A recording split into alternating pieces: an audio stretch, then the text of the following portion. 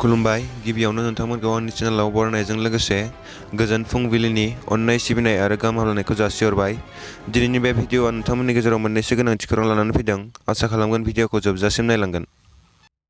दिनैनि गिबि खौराङानो जादों सानसे नङा सानसे माखासे बर' सुबुंफोर गोमानाय जाथायखौ खौराङाव रोखा नुबाय थादों। थिग बेफोरबायदिनो मैया आरोबाव बिटिआर ओनसोलाव बर' आइजोआ गोमानायखौ मिथिनो मोन्दों।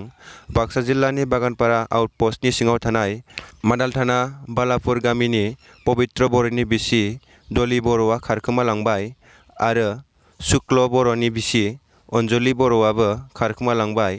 मोनथिनाय बादिब्ला बिसोर सानैबो बिदा-फंबायनि बिसिमोन होनना मोनथिदों।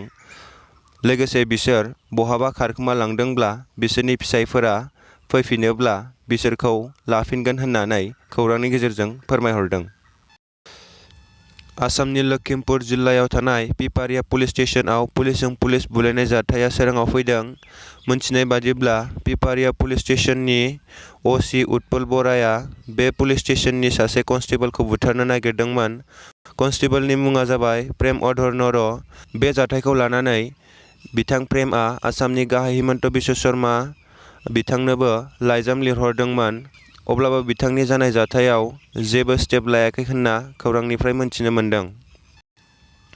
थांनाय माखासे सम सिगां गुबुन हारिनि मानसिफोरा बर' हारिनि आंगो गाननाय जोमनाय दामनाय देनायखौ गोरोन्थियै बाहायनानै बर' हारिनि आंगो हारिमुखौ खौराङाव दिन्थिनायखौ नुनो मोनबाय थानाय जादोंमोन।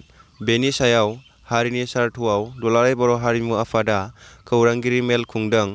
दुलाराय बर' हारिमु आफादनि आफादगिरि जगदीश ब्रह्म बिथाङा बुंथिदों दि थांनाय 15 एप्रिलआव जरहाटनि देबजित बरा, जाय पन्चजन्य जर बाहिनीनि दैदेनगिरि, बिथाङा बर'नि बागुरुम्बा आरो माखासे आयदाफोरखौ गुबुन राहायै दिन्थिनानै गुबुंले खालामदों। लोगोसे बिथाङा बुंथिबावदों दि 48 घन्टानि गेजेरावनो देबजित बराया दुलाराय बर' हारिमु आफादनि सेराव फैनानै जाहाथे निमाहा बिफैयो, बेनि थाखायबो खौरांनि गेजेरजों बिथोन हरो। दिनैनि भिडिअ'आ एसेनोसै। लोगो मोनबावगोन गाबोननि गुबुन मोनसे गोनांथि खौरां।